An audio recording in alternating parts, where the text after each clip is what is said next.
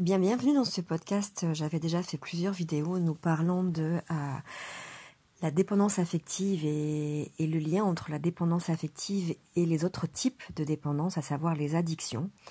J'aimerais aujourd'hui compléter ces vidéos avec ce podcast, notamment en m'appuyant sur les recherches de Geneviève Krebs.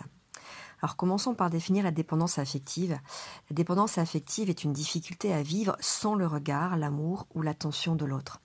La personne qui en souffre a tendance à se perdre dans ses relations et cherchant constamment à combler un besoin d'amour ou de validation extérieure. Elle se met souvent dans une posture de dévotion totale vis-à-vis des autres au détriment de ses propres besoins. On retrouve d'ailleurs le schéma abnégation, qui est souvent couplé avec le schéma de carence affective, d'abandon ou d'imperfection. Mais quel est donc le lien avec les addictions ? Cette question, vous pouvez me la poser, et je l'ai déjà expliqué dans mes vidéos précédentes. La dépendance affective est une dépendance à l'autre de la même manière qu'on peut être dépendant à une substance ou à un comportement. En fait, la dépendance affective se rapproche de mécanismes d'addiction, car elle repose sur des comportements compulsifs visant à apaiser un manque d'émotion. Ce vide, cette insécurité intérieure, crée donc un besoin d'être rempli par quelque chose ou quelqu'un venant de l'extérieur. Lorsqu'une personne dépendante affective ne parvient pas à répondre à son besoin de connexion affective, elle peut chercher donc d'autres moyens de soulager son angoisse ou sa souffrance intérieure. Voilà pourquoi on dit souvent que quand il y a dépendance affective, il y a forcément toujours une autre dépendance. En tant que thérapeute, c'est d'ailleurs une question que je pose systématiquement.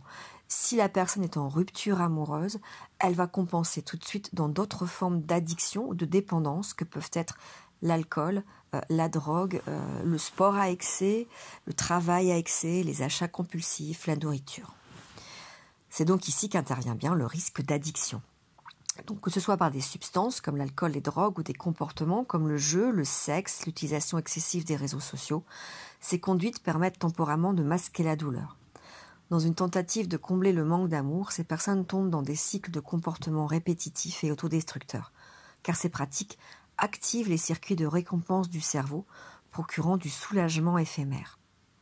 Bien sûr, les causes de cette double dynamique de dépendance affective et d'addiction sont souvent ancrées dans des blessures émotionnelles profondes, notamment dans des schémas comme la carence affective, l'abandon, les attachements insécurisés.